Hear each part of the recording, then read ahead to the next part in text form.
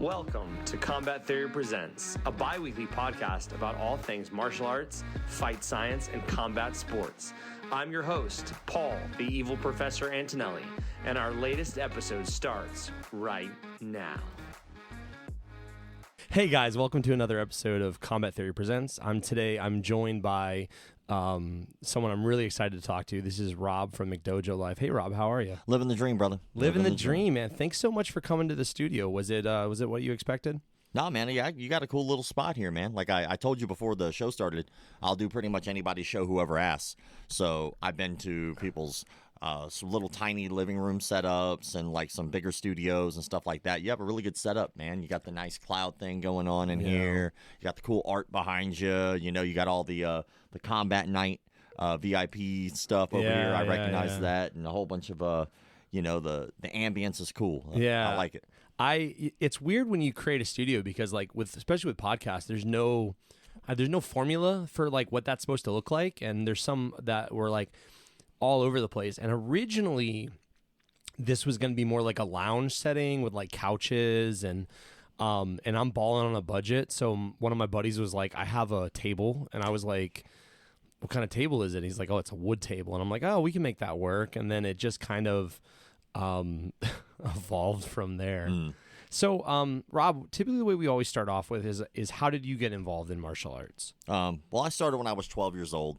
I was born with a cleft lip and palate, so I have scars on my face. And going through, school as a kid with scars on your face sucks. It just sucks. There's nothing fun about it. You're constantly getting picked on and teased and things like that. Elementary school wasn't terrible, but middle school was horrific. It felt like going to a prison every day. I wish that was an exaggeration, but like every day I went, I was just terrified because I knew I was going to get picked on, beat up, teased. It was going to not be a good day on any day. So it kind of came to a head in 8th grade. I was in a gym class, and as I was sitting there, I didn't have any friends in that particular class, and I really only had like 2 friends in the entire school. And a group of kids behind me hit me with what's called a bee stinger. I don't know if you're familiar with that or not, but it's basically you take a piece of paper and you fold it up into the shape of a V. And the more you fold it, the harder the tip of the paper becomes. Okay. And so you bend it and you put it in a rubber band and you snap it at somebody, and it kind of feels like getting hit with a paintball. It does not feel good. All right. And so I got hit in the back with one, and a knee-jerk reaction. I turn around, look at the group of kids, and I'm like, don't do that again. And then, of course, they were just looking for a reaction. Anyway, they all stood up, 5 or 6 of them, and they sat around me because I was sitting by myself. And then they just started picking on me, teasing me, and they said, well, what are you going to do about it if we do? Like, if we do mess with you again, if we do hit you again. Yeah. And I was like, well, I guess I got to fight you. Like, I don't really have much of a choice. Yeah. And then they were like, okay, well, you can fight all of us after. I was like, all of you? That's stupid. So I went outside as soon as the bell rang, and as soon as the bell rang for that class to be over, they kicked the living dog crap out of me. I don't know how much cursing is allowed on here, you can but curse okay. Like, well, they kicked the shit out. Nothing crazy. You know what I mean? Like because sometimes there's no substitute for certain words, and that time they didn't kick the crap out of me. They kicked the shit out of me. So they stepped on my face. I had glasses at the time as well, so they cut my face up pretty bad. One kid tried to stab me with a pencil, and I actually still have pencil lead in my finger today that you can still see from when I got stabbed. If it's not the lead itself, it's definitely at least a reminder every day that I got stabbed. So I put my hand up, got stabbed in the hand, and I was like, damn, luckily the pencil broke, so I didn't get stabbed again. 2 teachers watched the entire thing happen. They did nothing about it. They literally just stood there and they watched me get beaten for 5 minutes. It feels like middle school and prison have a lot of similarities. A lot. You check in every day. Their warden makes sure everything's going well. There's no one improves. Like you're just doing your time, man. Everybody's just trying to get through. None of that's gonna matter. You're just trying to be there and leave. But, I mean, I have so many students that are in middle school that have such similar stories, and I'm just like, listen, man, just get through it, dude. Just do your time and get out, because middle school sucks for everybody. And if you're anyone that's slightly outside of the norm, even if that norm is like a positive, like you're smarter than everyone else, or you're taller than everyone else, or anything crazy that they can find a way to isolate and like terrorize you with their improvised weapons. I mean, it's prison basically, but for sure. But middle school, yeah. But they beat me for 5 minutes, and the only reason I knew it was 5 minutes is because they beat me from bell to bell, which between classes is a 5-minute spread. And if you've ever been in a real fight, you understand that 5 minutes is a long time from bell to bell. And so I got beat up pretty bad, and after the second bell rang, they all scattered. Again, the 2 teachers did nothing. They literally just watched this happen to me. Yeah. A friend of mine who was late to the class ran up after the bell rang because he was late, so he wasn't there on time to help. But one of the only friends I had in school walked up, picked me up, helped me to the nurse's office. He handed me a card. That card was for trial karate class, and he said, "You need this." Yeah. And I asked my mom, and she gave it to me as a birthday present, which happened to be that next month. Paid in full for the year, and now it's been 25 years. Awesome. That's super exciting. What style of karate was that? It's freestyle karate, so it was a little bit more like kickboxing. A little more aggressive. So more like Benny the Jet Urquidez or Joe Louis style kickboxing. Not really. We never did katas or anything. Everything was geared towards sparring. So karate for a long time. Yes. Have you done other martial arts? Yeah, to just kick off the resume, which I'm used to answering live, so I answer quickly. So I've been in the industry for 25 years as of April 12th. I am a 3rd-degree black belt in karate, a 3rd-degree black belt in something called Lissa Jodo, which is a weapon system not many have heard of. Okay. Basically just means I'm good at nunchucks. Yeah. Which is a fairly useless skill. Nobody sits by the You don't carry nunchucks Yeah, around, nobody no. sits by that dude on the bus, man. You're chilling nunchucks. People avoid that guy, You don't hang out with that guy on the subway, I probably would. I'd be like, yo, man, what's up with the chucks? What's going on here? Yeah, usually it's a crackhead who attacks you with them. But, Yeah. And then I'm a purple belt in Brazilian Jiu-Jitsu. I've been doing that now for 9 years. All right. 6-0 amateur boxer, 4-2 amateur kickboxer. I was on an international kickboxing team for 2 years called Team Full Circle, which was one of the only kickboxing teams at the time that was really helping anything financially on the circuit that I was in. Sure. Because at the time, if you were sponsored, that just basically meant they gave you gear. You got some clothes or something. You had to pay everything. The clothes wasn't paying the bills. Yeah. No, it does not. And so, so I did that. I never really added up all those matches because they were tournament style. So who cares? Hundreds. And then I ran a martial arts school for 4 years. Been doing martial arts business consulting now for a decade, and almost McDojo Life for a decade. So, okay, that's a good segue. What? Tell us about McDojo Life. I think most people that are listening probably know what that is, but could you kind of give us just a real basic rundown of what you do there? Yeah, for sure. The mission statement's very simple. I call out fakes, frauds, phonies, con men, and pedophiles in the martial arts industry, and I do it because I want to keep martial arts legitimate. Okay.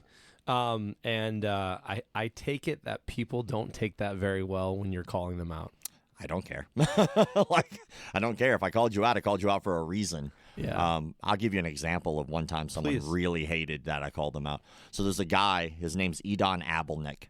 Edon Abelnick runs a thing called the Kala system, which is it is just Krav Maga. Okay. But he hates Krav Maga, even though he taught Krav Maga forever. So he started his own system, which is Krav Maga, and he just says it's not. Yeah. But it is. It's a weird thing with the ego in the martial arts industry. So he actually shot a student doing gun disarms with live ammunition. Okay.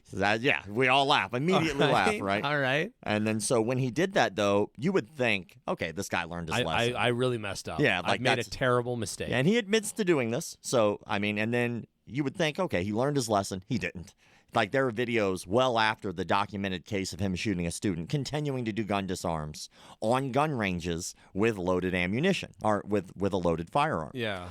And so then you would think, okay, well, that's got to be the worst thing this guy could possibly do. Nope. So then he set up multiple seminars around the world, and at least 3 of those seminars, these are just the 3 I can prove, but at least 3 of those seminars, he required everyone in those seminars to pay in full up front. We're talking multiple day seminars, so it's not just one. And he just didn't show up. And so when he didn't show up, the first thing you would probably do as a student is go, I would like a refund. I need my money back for this. He acknowledged that people have asked him for refunds, and he refuses to give them refunds. That constitutes as fraud. You would think, okay, well, it can't get any worse than that. No, well, it turns out in South Africa that being negligent with a firearm is illegal. Not like here in the United States, if I take a firearm that's, I show it's clear and I start pointing it at people, it's uncouth, it's not smart, but it's not illegal. Yeah. You especially on a gun range, people will get on you about that, but you're not going to go to jail for that. In South Africa, apparently you will. So this dude, those viral videos went around and he got kicked off a gun range. Well, this guy's clientele are so culty, which is why I called it a cult, that one of his members actually went into that particular gun range in South Africa with a loaded rifle and was having an argument with the gentleman who owned it. You can't just walk into the lobby of a gun range with a loaded gun. It's not a smart thing. No. And so he started threatening the guy at the front. And, after I put out a video about that guy, I start getting all the heat from his minions and stuff like that, which I knew would happen because of what these people do. Yeah. And he threatened to sue me 3 times. And each time it got from, like, I think I'm going to sue you, to I'm probably now going to sue you, to I am going to sue you. And that was like 8 months ago and still nothing. No, not yet. Well, because he can't sue me for anything. But that goes because everything I said is legitimate by his own words. Do you remember what was the thought process that led you to creating McDojo Life? Yeah, it was a conversation. It really was. Yeah. I was what you would call a program director at a jiu-jitsu academy. Sure. So I was their striking coach, and I was a program director, and I helped with kids' classes. Sure. I think I was a 4-stripe blue belt at the time. Mm-hmm. And then I go in. I'm going to start doing my paperwork for the morning. I get a phone call from the boss. Boss says, "Hey, man, I'm not feeling very well," which he never does. So I know he was sick. Could you do me a favor and take over the class today? I was like, sure. So we taught armbar, triangle choke, transition to both, and then spar. And I was like, all right, cool, easy. Then it was a noon class, so most of those guys didn't work, or they worked for themselves, so they had a lot of extra free time. So we're all shooting the shit. We're chit-chatting, having a conversation about random things here and there. And the subject of McDojos came up. And while we're talking about that, there was a guy there, and it was only his second class ever in any martial art. So everybody leaves after that conversation, and then I'm about to lock up and leave for the day and come back in the evening when the dude pulls me to the side and he goes, "Hey, man, I'm a little embarrassed, but what's a McDojo?" And I go, "Oh." Right. I was like, "Oh, well, I apologize. I didn't think during the conversation to like go over the top to include. I just thought it was a common term." Common term, yeah. And so I explained to him what have kind of become the basis 5 rules of the page. And he asked me one question. He said, "Why doesn't anybody do anything about that?" And I thought, it's a good question.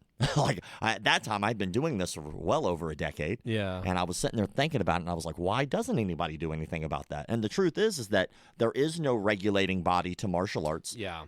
Anybody can open up a martial arts school if they just want to. You don't have to have any qualifications, no background checks, nothing. Just open a school. Make it up. So I think that would lead me to my first question that I ask people a lot. How do I know what I'm learning is legitimate? That's the easiest answer is, what's your goal? Okay. So if I'm someone that is looking to learn self-defense, Mm-hmm. how do I go? Where do I go into a school and know that this is I'm learning something legitimate versus this is not legitimate? Well, step 1 is ask the basic questions. So you would ask what you would ask of any person. You would try to find out their qualifications. Now, a lot of times with any other business, you'd be able to look at that business and know immediately based off their professionalism how good they would probably be.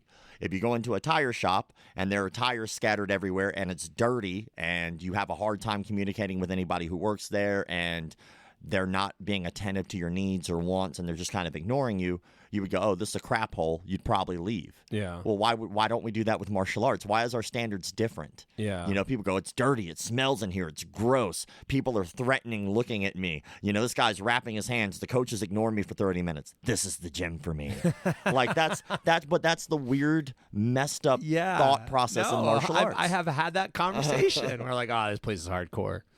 But what people fail to forget is how you do anything is how you do everything. So if they're not taking care of their gym and it's dirty, all right, well, what you just forgot is staph infection is very easy to get into a martial arts school. So you're happy to get a staph infection? Yeah. Well, no, man, my cousin told me the hardcore gyms are like this. No, this is a weird impression that people get because of media and also perpetuated by people who have absolutely no idea what they're doing in terms of running a legitimate business. Yeah. And so people think that by getting beat up all the time and going home with injuries, so that's a good thing. They're getting tough. No, you're being abused. They think that by going into a gym and being treated like dirt, that it's making them mentally tough. No, you're being abused.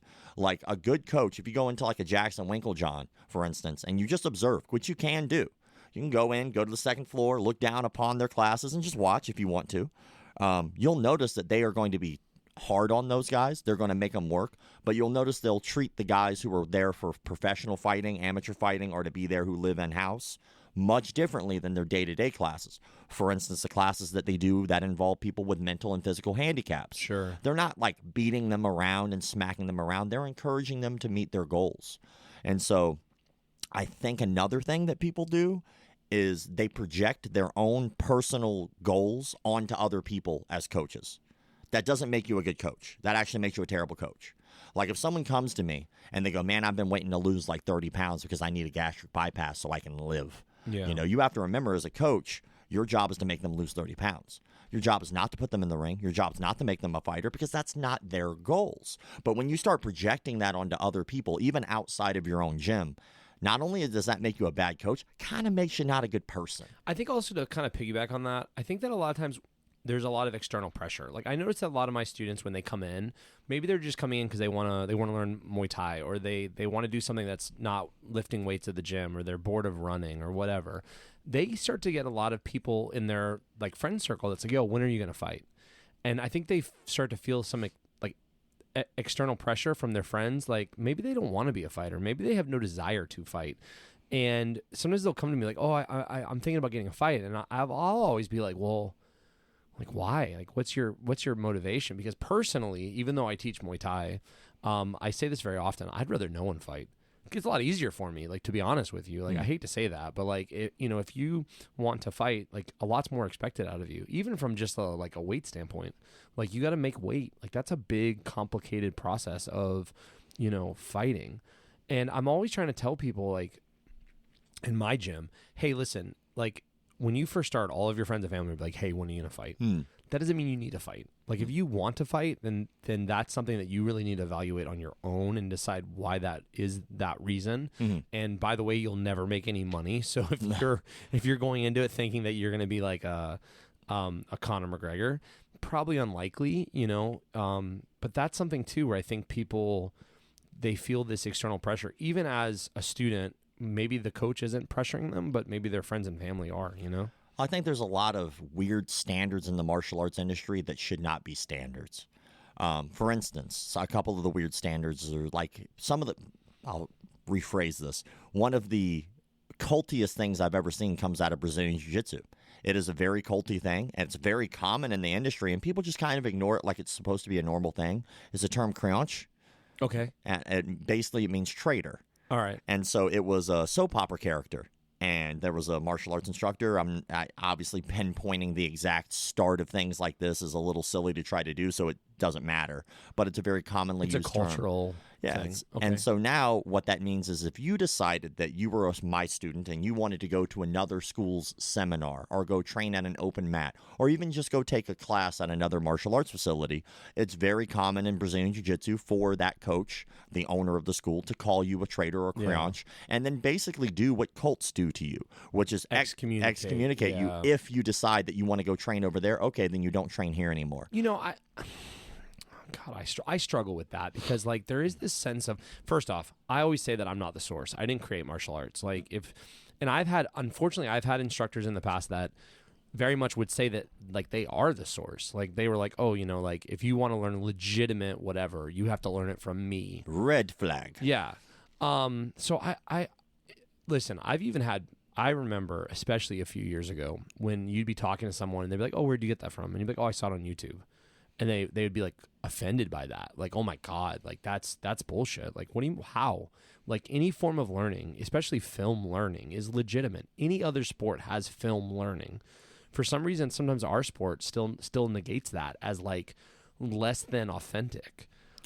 Yeah, I don't think there's anything wrong with learning things online at all. My problem comes when you try to rank people due to online training because I think that there's so many things that are missing. I agree with you on that 100%. But if you want to just go learn, like who cares? Who cares? I think that also is a part of that projecting of our own personal goals onto our students is that so many martial artists think the only way to be a legitimate, and again, keeping martial arts legitimate is my mission statement. So many people mistake keeping it legitimate for keeping it personal. Yeah. Like it's not. Like let's say hypothetically, if your only standard for what is and what is not legitimate is what works in a fight. Well, let's process that for a second. Okay, well, what does work in a fight for you might not work for someone else. Of course, 100%, for instance, 100%. A student who might have cerebral palsy.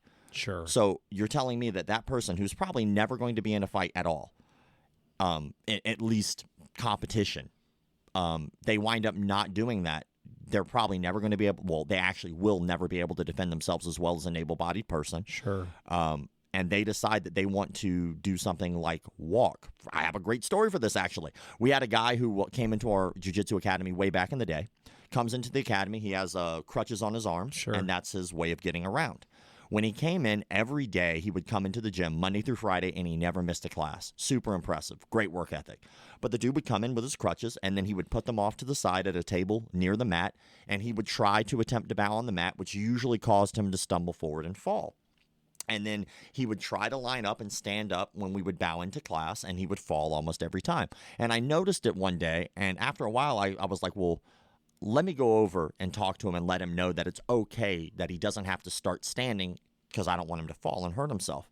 And so he told me, well, no, I want to do this. And I go, well, why do you want to just like keep hurting yourself? Like I was literally concerned for his health. And he goes, well, my goal is by the time I get my blue belt, I want to walk up, I want to accept it and walk back. He goes, that is my only goal for being here. Yeah. And I go, that's pretty damn cool. Yeah. And I'll be damned if that dude did not walk up when it was time for his blue belt, accept it, and walk back. Now, by the internet bad boy standard of people who talk crap on chat rooms, that guy would have never met their standard. But he would have had to work harder and done more and gone out of his way to have to accomplish way more than I would have ever had to do as an able-bodied person. See, I think that's the part of martial arts that the thing I love about martial arts is that it really does. I was like you. I was a bullied kid. I was made fun of. I got beat up a lot. My mom and I were poor. We moved around a lot. You know, I was someone that was kind of afraid a lot of my life, my early life. And when I was able to finally afford to do martial arts and train martial arts and be serious about it, it gave me so much confidence in my life. It gave me such a feeling of like positivity.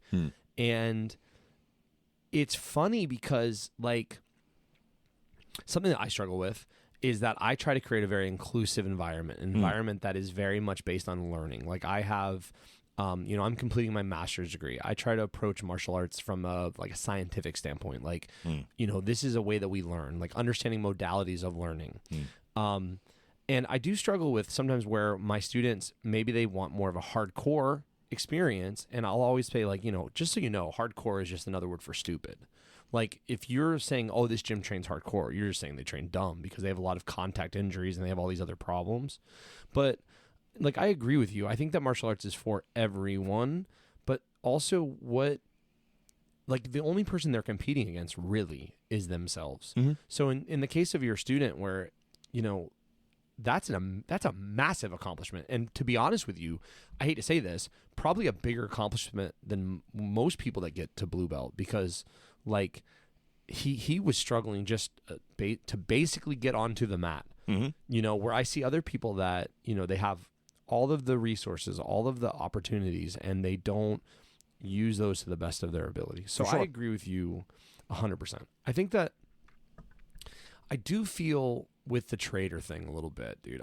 I know that sometimes I fall into this thing where, listen, I don't care if you go to open mats. I don't care if you, train at other places. I encourage people to go to every seminar humanly available. I will say that sometimes I get maybe heartbroken a little bit when my students leave. You know what I mean? It does make me feel kind of sad. Well, I think what happens is I think that we start to think that their journey is about us, and it has nothing to do with us. We think it does. It doesn't. People come in and out of your life all the time. So if you were to apply that to absolutely any other job ever, it would never feel the same way. For instance, let's say you were let's say you were a mechanic. Sure. Would you ever be like, I heard that you went to another mechanic? No, you would they even talk to you about that? I'm sensitive. Maybe I would. Man. I don't know. Because think about it. Like what we do is we're projecting. Yeah. Those are just our own insecurities. They have nothing to do with us. We just want it to because we think that we've created this atmosphere. We really do. As martial arts instructors, when you decide to open up a martial arts facility, whether it be a gym, dojo, I don't care, whatever you want to call it, you think that is your kingdom. Yeah. And it is not. It is a slice, a very small slice. It is the pepperoni on the pizza. It's not the pizza. And that person who goes in there, they're not there for you. If you really want to break it down to what it really is, it is someone who is paying you for a service. That is it. If you go to a barber, your barber would never go, "Hey, dude, I heard you got your hair cut across the street. What the hell's that? What's that about?"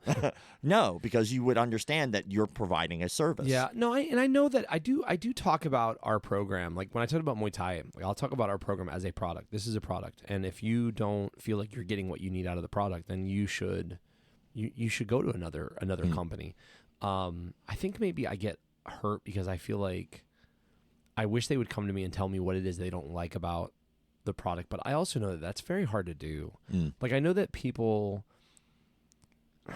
it's funny because I sometimes talk about when I talk about the program, I talk about we're creating like a culture, and there's I joke around that there's like cult-like elements of any martial arts school, right? Where you're creating this culture and that inner circle of instructors and athletes and they have they do seem to have a certain amount of power over their students, and I think that can be very dangerous, because if the person that has that power doesn't really want the best for their students, it is a real problem.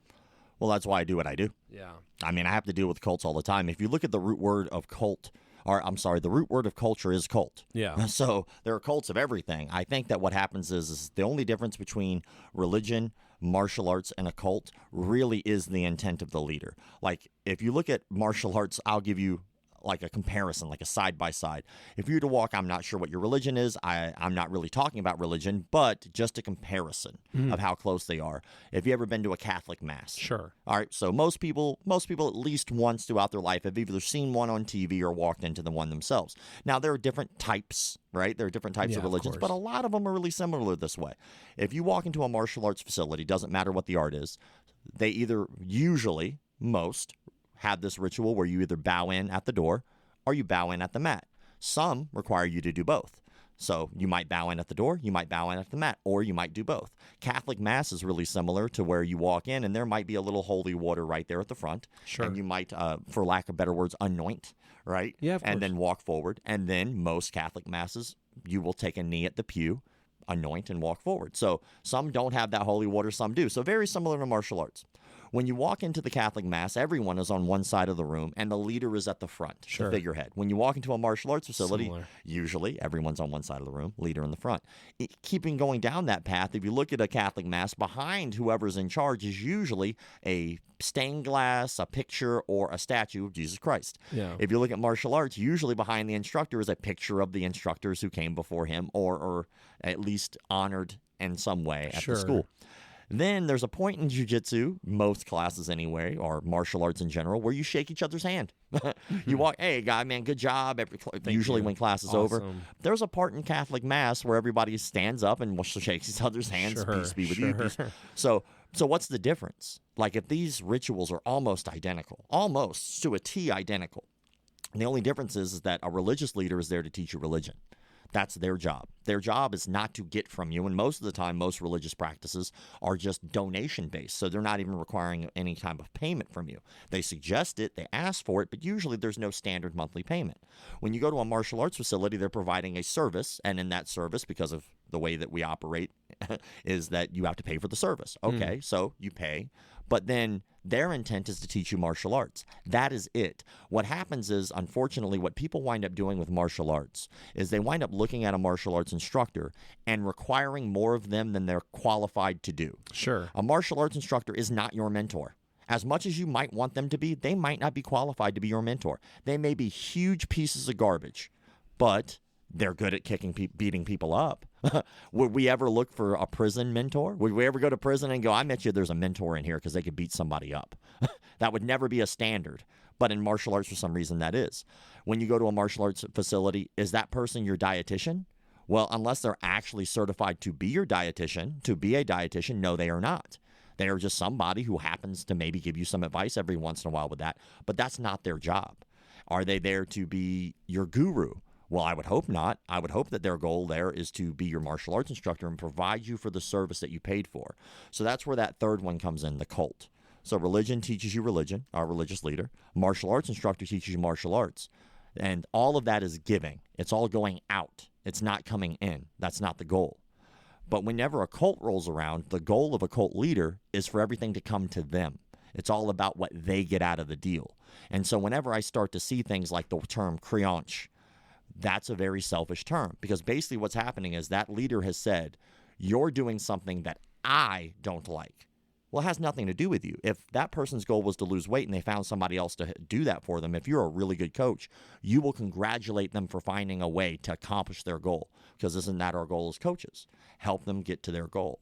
And so it's very scary how easy it is for an instructor to become a cult leader, or even worse, the school itself creates a cult of personality and makes a cult because they assume what the leader wants, instead of actually being direct. And that's scary. But that's how they draw lines in the sand, I guess. I think that's funny because I wrote down while you were talking, I wrote down instructor, not your guru, like as you were saying it. And I think that's very true, because one of the things I think happens early on, or at least happened for me, I was a kid that I didn't have a dad, and I think that when I first started doing martial arts, I kind of wanted a dad. Like I wanted that father figure. And it did not work out super well for me. I think early on in martial arts, I kind of got my heart broken a couple times by like, hey man, this guy is great at teaching martial arts. He's kind of a scumbag in real life. Happens. Or this guy's great at teaching martial arts, but like he sucks in every other aspect of his life, And I think it's kind of like a double-edged sword where you're, I say this all the time, I'm not your guru. Like I like to be called Paul. That's my name. Paul is the Latin word for short. So like, I'm tall, but it indicates that like I have trouble reaching for things. That's what my name means. You know what I mean? I don't like to be called anything else. Every couple years I'll do better. I'll go to seminars and I'll get these certificates that have these titles on them, but those don't mean a whole lot to me. I feel very comfortable being called Paul. Coach sometimes, and I usually think that when people call me coach because they just don't remember my name or they're not 100% sure of it. I like that too. That's fine. I'm not your guru. Like, look, dude, if you want advice and we're friends. Like the other day, one of my students messaged me and he was like, hey, is there any way that I could pay for a private this week? And I was like, yeah, I'm down. This is my availability. And he's like, well, is there any way we could like pay for a private and maybe just go for like a walk? And I'm like, well, why do you want to go for a walk? Like, and he's like, I need to talk to somebody. And I was like, listen, man, I'm your friend, man. If you want to come in and talk, I can give you like some my advice, whatever that might be worth.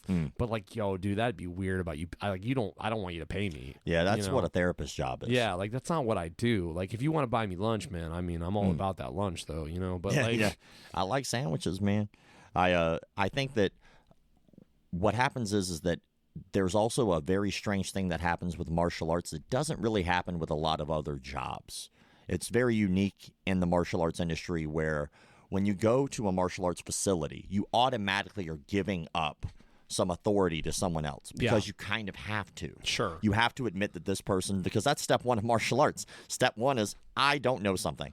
I'd like know to nothing. learn. This person seems to be much better at this than I am. Yeah. So, and then you go in and then you automatically are giving them authority. I don't really mind titles so much because when I look at any other businesses have titles. Like if I were to have a complaint, I would ask for the manager. Yeah. So there's a reason titles are in place, because they give you positions of authority and understanding who's in charge of what. That doesn't bother me, and whatever you want to call yourself, coach, sensei, whatever, doesn't matter to me.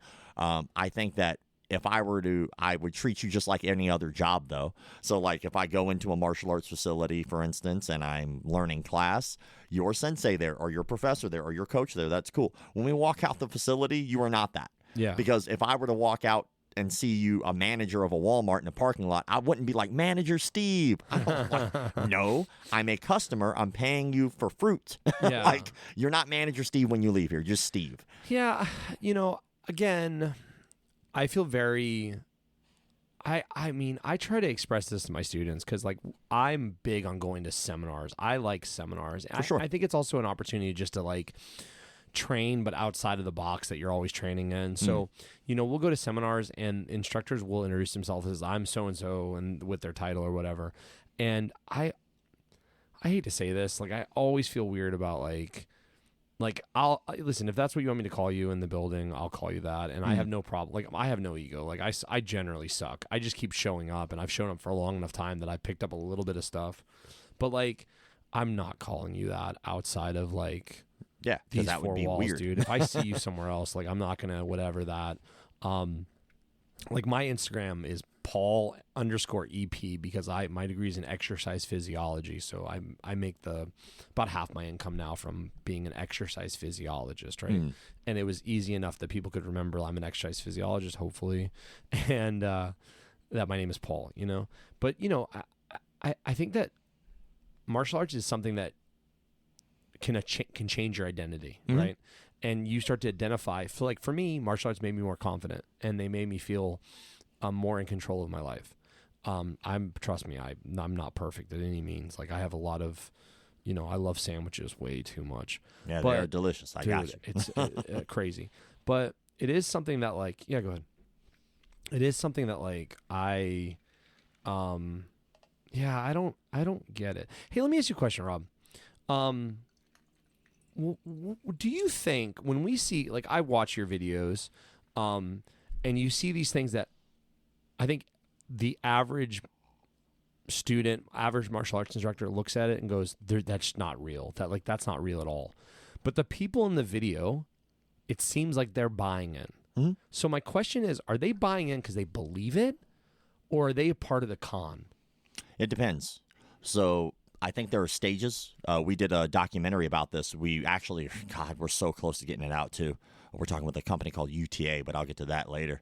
But we filmed for like 3 months straight. Okay. And during that time, we got to talk to people who were victims of martial arts cults. Sure. Some really crazy stuff, man. Like everything from rape to serious physical harm,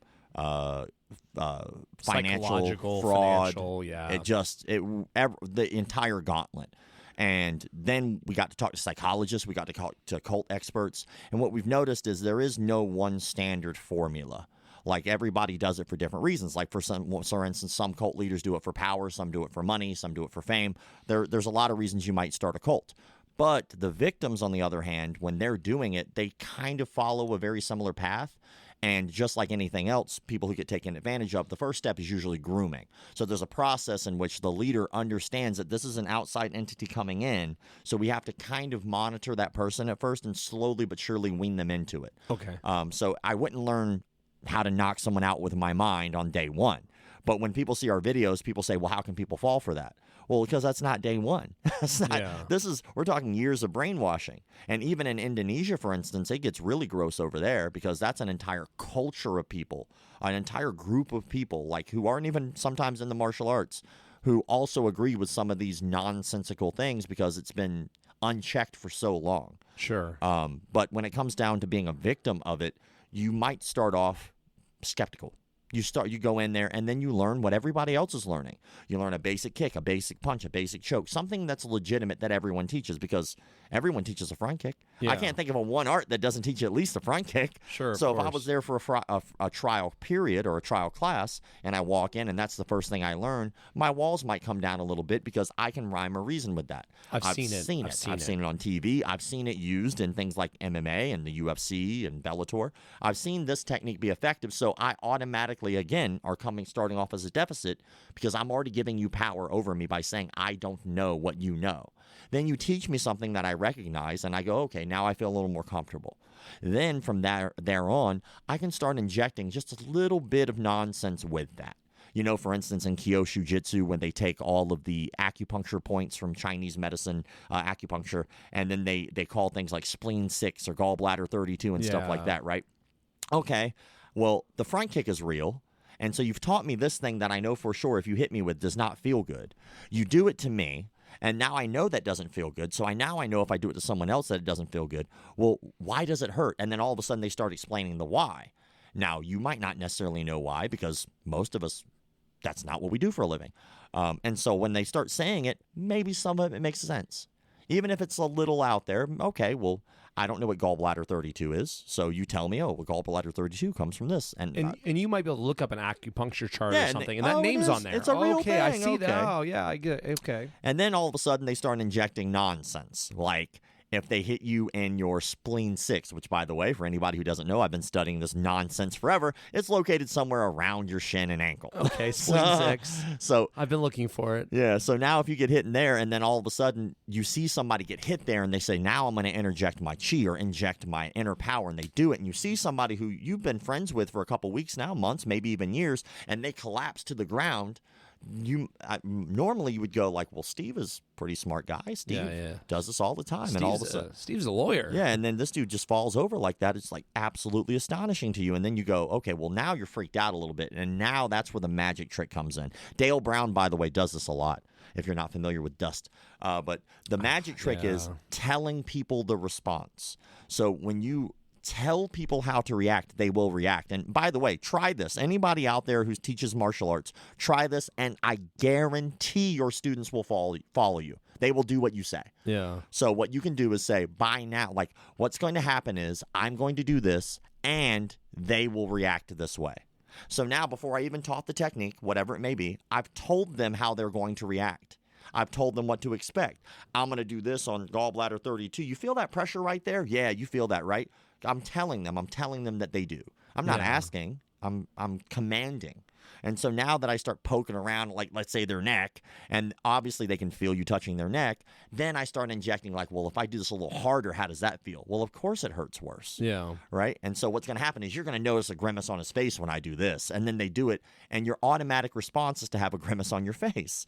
And so that's kind of the magic trick behind it, is a lot of these people are not aware that they're being guided to feel a certain way, to act a certain way, to be a certain way. Yeah. And I had a guy one time, by the way, contact me after I posted a video. And I've been looking through my DMs to try to find this guy, but I cannot find him because it was years ago and it's like buried in there.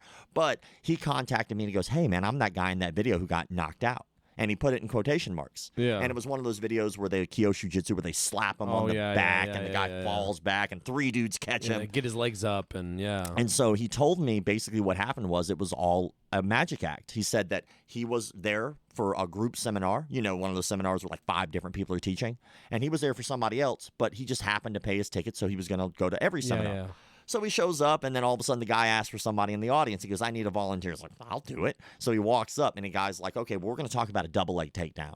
And when someone shoots in for a double leg takedown, what we're going to do is take both of our arms, and we're going to slap our palms onto their back, and it's going to activate these specific pressure points, and it's going to make the person fall over and knock out.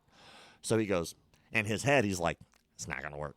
like you're not sprawling. I'm still going to get your legs. I'm still going to dump you on your head. And so he goes in and he does what the guy asked him to do. He goes, what I want you to do is just come over here and just kind of go get in a position as if you were going to do a double leg. And so the guy does. He gets in that position and he goes, all right, now what I'm going to do is I'm going to go and hit that pressure point and watch what happens. And so when he does it, though, his elbow hits the guy in the back of the head. And it looks like his hands are hitting the back, but it wasn't. He literally elbows him in the back of the head. But the guy obviously is waiting for that reaction from the back. He's not expecting to get hit in the back of the head. So when he does, he automatically, because he's getting hit hard in the back of the head with an elbow, he falls over. And then 3 dudes who were there to catch him real fast and start folding his legs before he gets an opportunity to have a natural reaction on his own. Yeah. So he was like, yeah, it was complete nonsense. He was manufactured. Exactly. So, but he was a part of it. But he wasn't a part of it. Yeah. And so that happens sometimes. So when you look at it, sometimes you could start and not know that you're a part of the grift. And then sometimes you keep going because you truly believe the grift. And sometimes, like the leaders, for instance, like I would imagine a George Dillman, who believes he can knock people out with his mind, probably knows it's a grift at first. But then you have so many people as yes men around you, and you become so disillusioned with the reality that now it's a reality to you. You really think you have these powers because everyone around you is so involved in the cult. You're buying your bullshit. Yeah, because you can't help it. I call it Steven Seagal syndrome. So I have a couple questions on that. But so like I said, I've done a lot of seminars over the years. Especially I lived in Miami for about 10 years, and it's an international hub, so there'd always be like a lot of Filipinos. I did Filipino martial arts for a long time. Oh, so cool, yeah. A lot of guys coming in from the Philippines that would teach for, maybe they come in and teach for a few hours so that they can make some money as they're traveling, layover, stuff like that.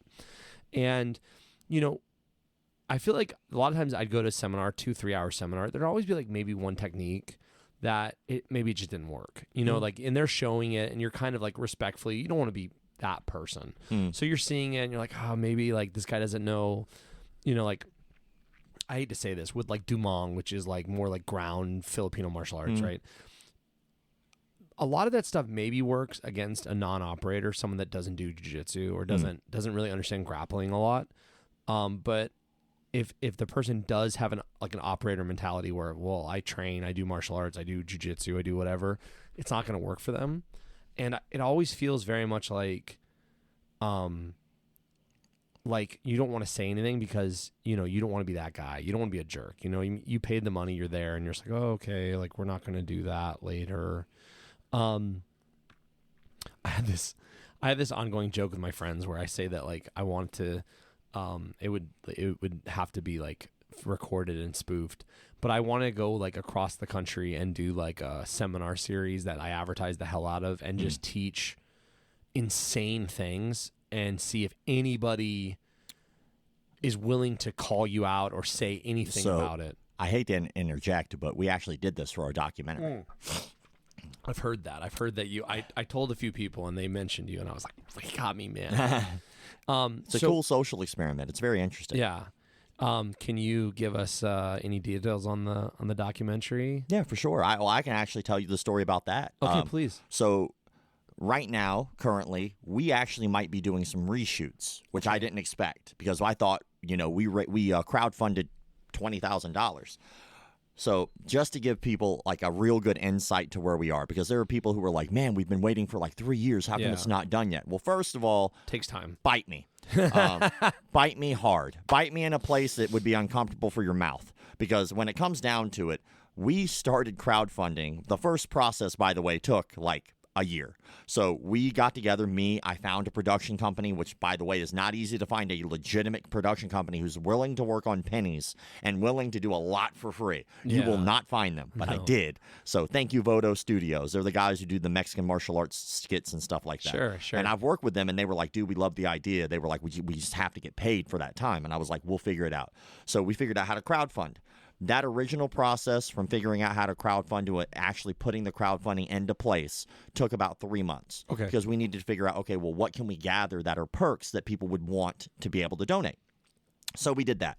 We initiated it, right? After we initiated it, it took about another 3 months in order to actually raise the funds, which we wanted $200,000. We raised 20. And so we were like, all right, well, can we do this with the budget we have? We were like, yes, but sounds about right. It sucks, but yes, we can. And then we announced, all right, well, when are we all available to film? Which wasn't until about another 4 or 5 months out. So now we're already sitting at a year from concept to money to film. Then this little thing, I don't know if anybody heard of it. It kind of happened. It was, just a slight inconvenience for most people. It was this thing called COVID. I've read about this in books. It's not anything that most people were affected by. No. Not isolating and home. No. So COVID hit literally 2 weeks before we were supposed to film. Okay. And then it was like, shit. What? How could we actually film a martial arts movie documentary without martial arts schools being open? We do this via Zoom. Yeah. Well, we had to do a lot with Zoom. But with that said, we made it work. So we wound up obviously we had to push it back. Well, it was like another almost year before we were able to actually film. Yeah. Well, that was 2 years out. People, luckily, thank God, we just were so open about where our process was and what was going on, and people are so understandable. Out of everyone who's donated to our project, we only had one person not understand. Only one. $20,000, only one person was like, yeah, man, I'm just going to get a refund. And they only donated $10. And so that person, this is during COVID. We were like, well, COVID's happening. We have to wait. And they were like, nah, that's no excuse. And we were like, okay, here's your money. It is an excuse because there's nothing we can do about it. Yeah, how am I supposed to do this, my man? Yeah, exactly. And then, we finally were able to film. So that's where we are now. And then now we're talking to a company called UTA. They want to give us an extra $800,000. We gave them the pitch deck. They were like, we think this would be a good docuseries. And so we were like, well, we don't have enough for a docuseries. They were like, well, if we gave you money, could you do it? We're like, if you give me money, dude, I could do a lot. Could do anything. Yeah, so enough money. You see me doing some weird, crazy things. But anyway, one of the experiments we wanted to do, which was the experiment you were talking about, was we brought in a guy who was a fraudulent martial arts instructor, who was teaching the no-touch knockout stuff. And I filled that classroom full of 10 people who all trained martial arts, different martial arts. We had like a guy who was like 6'5", who did capoeira for like 15 years and owned a school. We had a little chick who was like a Krav Maga instructor who was like 110 pounds. Like, we ran the gambit. Guy came in, and when he winds up coming in, he winds up doing his first hour. I told everybody, just go with it. It's a 2-hour seminar. Just go with it. Whatever he does, just pretend it works. We'll see what happens. But after that hour, literally be yourself. I didn't tell him to give the guy a hard time, to be rude, to fight him, nothing. I just wanted to see. I said, be yourself. After that first hour of us basically doing a whole bunch of nonsense that doesn't work, this dude is profusely sweating. Once hands started raising. He's bone dry for an hour. But once we started like letting people ask questions, he's sweating through his white T-shirt. Like, these are basic questions, too. Nothing crazy. Like, how would this possibly work in a street fight? Like, he's... And I take it he doesn't know. Yeah, he doesn't. He doesn't know what's going on. Yeah. Oh, no. He was the only one who wasn't in. So the first hour, he's like, doing great. Yeah, he really did, man. Well. He was like, he's up there. He's charismatic. It's the best I've ever done, man. Yeah, he was like, this is great. Everybody's having a good time. And then we got to the questions, and then he got asked so many questions that he decided to change up his lesson plan, which was like really well printed and like documented. I'd never seen a lesson plan like that for a seminar. Yeah. Usually it's like, we're doing a seminar, and then the lesson plan happens as you see it. This guy had like detailed stuff. So with that said, he was like, all right, well, I'll open the floor to questions. And he goes, anybody who wants to learn something specific, ask me, and I'll do a technique of it so that way we can continue on the seminar. Yeah. And so somebody said, what about a knife? And his face lights up. This is it. Oh, this is my moment. He goes over to his bag. He picks up his rubber training knife. He comes back. Bro. And somebody said, he asked the crowd, he goes, what kind of attack are we talking about with a knife? And someone said, what about an upward prison shank? Like if somebody's trying to grab you and stab you in the stomach. It's like middle school all over again. I'm with you. Like my middle school experience. And so he winds up taking his hands, making fists like in the shape of an X, doing like an X block, but he's trying to use his knuckles to like hit the guy's arm. Yeah. The person he handed the knife to, by the way, is one of the controls in the experiment, which was the only person who had never trained martial arts ever. Okay. Not a one class, which was our camera dude. So we put him in there. We're like, you never trained? He was like, no. I was like, you're in there now. You're training. You're taking this class because we want to see what happens. Yeah. And so our camera guy stabbed him 17 times while he's trying to do this. Now, granted, this is the only person who's never trained at all. Oh, my God. So then someone in the crowd goes, hey, well, what happens if we just do this? Because now they're not pretending anymore. They walked up and did a 2-on-1 grip on our cameraman's arm, the knife arm, and our cameraman tried to stab him and couldn't do it. So it's clear that this is just a better option, at least, to not get stabbed. You got stabbed 17 times, you got stabbed none. So the guy goes, no, that's ridiculous. You don't want to do that. He goes, the reason is I want to be able to get close to negate and be able to do elbows and knees and headbutts and want to take him out. So he bum rushes our camera guy. Camera guy, like out of nowhere, is like, and freaks out and gets body locked. Of course. But the guy doesn't actually grab the knife arm. Control the knife. So our camera guy, in a moment of genius, has his knife arm behind him, and he's pretending to stab him in the back, but never actually touches him with a knife. So the guy's giving this amazing monologue. As you can clearly see, I have complete control of my assailant, and there's nothing he could do about it. Meanwhile, he got stabbed 48 times during that speech. So... the best part, and this is where it comes from funny to sad. Like, there's always that line that we do that I ride here, and I don't know why it happens. It just always does. It goes from, like, really, like, funny, because everybody's, at this point, like, some of them are still wearing masks because of COVID, so you can tell, like, they're just laughing their ass off in their masks. Somebody in the crowd goes, what happens if he stabs you in the back? And the guy goes, dead serious. He goes, well, if you don't see the blood, it's not that bad. That was his actual answer. Solid, And to his knowledge, he still thinks that most of these people have never really trained martial arts before. So if you paid for a seminar and you went to that guy's seminar and the answer was, and you really believed it because, you're giving that person some authority over you, you go, you know what, never been stabbed in the back multiple times, but... I mean, he's the expert. I mean, like, it makes sense, too, though, because when I hurt myself, if I don't look at it, that always makes me feel better. It's once I start looking at it, I'm like, oh, that's definitely broken. Man, last time I got stabbed 48 times in the spine, I just didn't look at it, and I was good. That'd be great, bro. That'd be great. Oh, do you ever worry that, like, when you, like, for example, with the dust guy, like, that you're giving them, like, extra attention? They should have extra attention. Like, the thing is I think people's mentalities are a little askew with the goal. My goal is to give them attention. Yeah. I want them to have attention. Like, if you look at Dust, right? Dust is a perfect example of someone who is now the international face of incompetence. Yeah. He is a meme. Like, people use him and make fun of him to his face now while he's just getting money off of social media. I see it a lot differently. What I look at is I look at him as a actual martial arts business owner, which he is. He has actual legitimate students in a real school, brick and mortar in Detroit. Well, Ferndale. Like, that's the irony. I guess, real quick segue. This is not a gag. Like, he legitimately thinks that this, like, the outfits, all that that's him. 100%. That is not a bit. That is who he is. Okay. All right. So I'm sorry to break you off from there. Okay. No, I get it. Like, it's very hard for people to understand. I've had this conversation where people are like, well, maybe it's a gag. And it's I'm not. Like, maybe it is, dude. I don't know. It is 100% not. Vice, he's been doing this forever. Vice did a documentary on him about him years ago, well before his internet fame. Like, and what people think is they go, okay, well, he's internet famous and he's making money. That's counterproductive. No, I see it so much differently. When I see him online doing a video with a YouTuber and he's not in a classroom teaching, good. That's okay. one less class. I see what you're saying. I see what you're saying. When I see like everyone in comment sections that are not his comment sections roasting him, good. Because what happens is the majority of people know he's full of crap. And what people kind of forget is they don't look at the real overall picture here. The overall picture is not to not give them attention. It is to give them attention.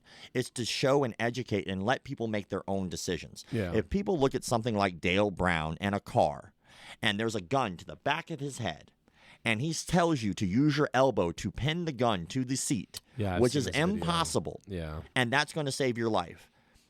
We could sit there and go, you know what, that's ridiculous. That's one way of doing it. We can all just say that's ridiculous. Or we could say that's ridiculous because, and show better options and show better reasonings and show people who are better at what they do. And then if he winds up getting internet famous because he's incompetent, good. He's now, that's the point, is he's incompetent. Do you think that what was his, I don't know enough about him. What was his background before he opened a school? Well, I mean, he was in the military. It was, from what I can tell anyway, was not a very long-lived career in the military. He himself got his MOSs confused, which is not something anyone in the military ever does. I saw that as well. Like, if you were in the military, you know what your MOS is. And then there'll be people out there, well, you know those change from time to time. His did not. And the one that his didn't change except for Vietnam was the last time his particular MOS had changed, and when it did, it wasn't even the actual job that he said it was. So so you wouldn't be confused, first of all. But when you're looking at somebody like Dale Brown and you think, oh my God, like, he's got all this attention and all this money, I don't care how rich he is. I don't care if he makes money. You got to figure a con man's going to be a con man. Yeah. If he wasn't making money doing this, he's going to make money doing something else. Do you think that I'll probably get some heat for saying this. I often say that in our industry, there's a lot of scumbags and con artists. Mm-hmm. Do you think that there's something about our industry that they find attractive to, like, they come into it with that mentality, or do you think that, like, that changes over time for them? No, I think that the industry is unregulated, which is a very attractive thing to a lot of people. Okay. Like, you don't have to have literally any qualifications. You could make it up. And as long as you're a good conversationalist and you're good and charismatic enough to convince people, you don't even have to prove it. Like how many people just like have never sparred ever, and then no one ever pays that any attention? Because eventually what happens is we all age out of that part of our career. So like by the time you get to like your 60s, people aren't going to look at you and go, how come you never spar, huh? Yeah. That's a 20-year-old mentality. Yeah. Well, I'm 41 and like I have a pretty bad injury with my left foot. So I have trouble like just posting. So I don't really spar a lot anymore. Like I can't physically do it, you know, like now I have successful competitors and I've been training a long time and people know me and there's all those things that aid into it. And I think the really nice thing about competitive martial arts is there's no bullshit. Like if my guy goes to a tournament and does really, really well and I can repeat that success with multiple students, I think that's really positive. I think sometimes in the realm of self-defense, there's a lot more room for bullshit. Which is ironic if you think about it. Yeah. Really think about it, because a lot of self-defense instructors, for instance, Gabrielle Rubin is one of those people. Gabrielle Rubin used to do this Tech Insider. And so Tech Insider would release these little like snippets of self-defense videos. And like one of her videos, which is the funniest one to me ever, is she talks about getting mounted. You're on your back. The person's mounted you. What you're going to do is you're going to wiggle your hips to hit them in the groin, and that's going to get them off of you. It's like anybody who's ever been legitimately mounted by somebody who's mounted you, that's not going to work. Yeah. But this was a self-defense expert. These are the same type of people who will look at competition martial arts, sport martial arts, and go, well, that's unrealistic. That will never work. Yeah. And then meanwhile, so I can kick him in the groin. Meanwhile, the argument on the other side of the aisle is that there's a lot of nonsense in self-defense, which there is. The truth is somewhere in the middle. Yeah. There's nonsense on both sides. It just depends on who's teaching it. And competition is an extremely effective way of understanding if what you do does work against an assailant who is trying to hurt you. Now, granted, there are no rules in the street. Yeah, that's true. But like, if there are no rules in the street and I could beat you with the rule set, I promise you I could beat you without the rule set. Like, if I can, for instance, I just kick him in the groin. You know, that guy could do that too, and it doesn't require any training. And also, too, I have been in situations where I've seen, for whatever reason, not all people respond to groin shots in the same way. For sure. You know what I mean? So it's... or the other one, I'd eye gouge them. You know, they could do that too. And then, oh my God, another one of my favorite, just to dig into Dale Brown just a little deeper because he's a huge turd of a human. There was a video of him, and he's got someone who has him dead to rights in a rear naked choke. Yeah. And he talks about reaching back, putting your thumbs in their eyes to be able to get them off of you, which is a nonsensical thing. Yeah. The dude in the video does the rear naked choke correctly at first. He gets him in a rear naked choke, and if you notice in a rear naked choke, there are two triangles. One is that person's head. The other one should be where your head goes, hiding your eyes, hiding your face, and stuff like that. So the guy starts off doing that, which when you reach back, you would never be able to get to his eyes. So the guy has to purposely lift his head to be able to get eye gouge. These are where my eyes are. And so he's like, this is the streets. There's no rules, blah, blah, blah. Well, like, there's actually a case study already done in MMA. There were two females fighting. I do not remember their names off the top of my head, where one was caught dead to rights in a rear naked choke. She literally freaks out, like live on the UFC, and she starts trying to dig her finger into the other lady's eye and still gets choked unconscious. Or she at least gets submitted without over-exaggerating. So, like, there's a case study on the stage of MMA where this did not work in MMA, where someone broke the rules and still it did not work. So what changes would you like to see? Some type of regulation? How would we do that? Self-regulate. Information is king. Like, you remember the Truth Campaign? The name sounds familiar. Well, they used to do these ads. They were anti-smoking campaigns. Okay, yes. Yeah. They were 30,000 people are standing in New York, and all of a sudden they all drop. And it's like, this many people die of secondhand smoke every year. Yes. They didn't punch the president of Marlboro in the face. Yeah. All they did was just give people information. And then what happens is now people are more aware of the dangers of this, and then they start being better educated, and they make better decisions on their own. I think that if you wind up putting a regulating body to martial arts, it will be corrupt, and it will just destroy it and make it not what it's supposed to be. Yeah. Because absolute power corrupts absolutely. But I do think that if the industry as a whole starts creating some basic standards of people, and then the people who have never trained martial arts have a better understanding and resources to know, because martial arts is convoluted. Yeah. You go to this karate school, and for some reason, this guy's called sensei. You go over here, this guy's called sifu. This guy's called senpai. This guy is called professor. This guy's called coach. Like, for us as martial artists, you'd be able to spot those arts real quick. Yeah. But anybody who's never trained, I don't know the difference. Yeah, I think that's the thing too, is that, like, it's funny because I was talking to one of my friends, and I was like, oh yeah, I have McDojo Life coming on to do the podcast, and I'm like, I'm kind of nervous about it. And they're like, why? And I'm like, he's a celebrity. No, I'm not. And they were just like, a guy. But in our industry, I think most people know who you are. Okay. They know who your Instagram is in our industry. But my friend doesn't work in martial arts. She doesn't do martial arts. She's never done martial arts. And she's like, who is that? And I'm like, he's famous. And she's like, really? And I'm like, 100%, 100% famous. And she's like, she was like, she had no connection to it, but that's the average person, right? Because her kids are getting older and they're going to, at some point, maybe do martial arts. She's not aware of that. You know what I mean? Like, maybe she'll become an educated consumer, hopefully, that's one of my other things too about like seminars and workshops and stuff like that. I really like my guys that go to seminars and workshops because I want them to see what other people are doing, and I want them to be able to compare and contrast that to what we're doing. Because sometimes what's going to happen is they're going to bring something back that's better, and they're going to start using it and sparring it, and we're going to adopt it into our system. But also sometimes there's going to be like confirmation where they go in and they go, oh wow, okay, everyone's doing it this way. That's a positive thing, you know.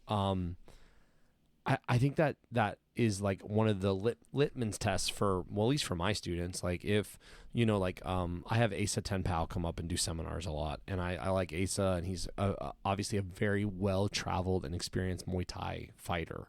And he's having a baby in July. Congratulations, Asa.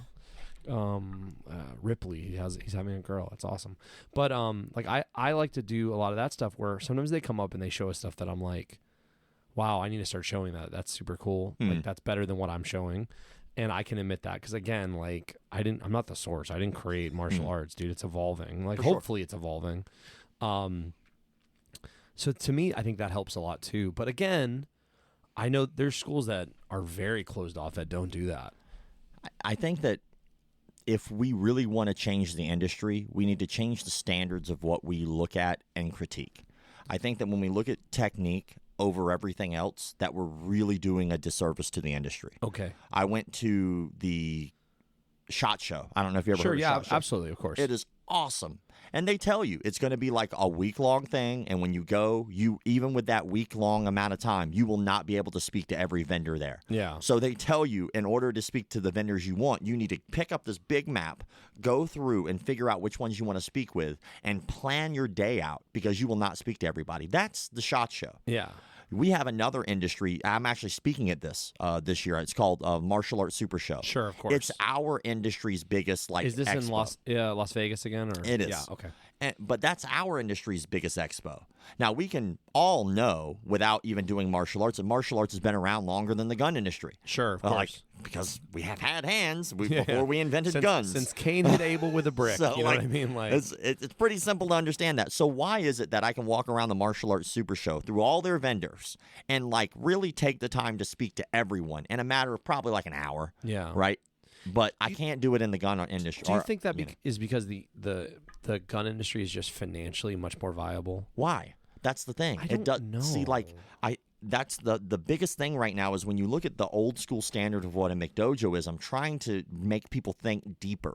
People right now will complain about technique all day long. They'll complain about the most petty, stupid things I could ever possibly think of, and it gets me heated every time. People will bitch and moan that this Taekwondo black belt, they got their black belt in like 2-3 years.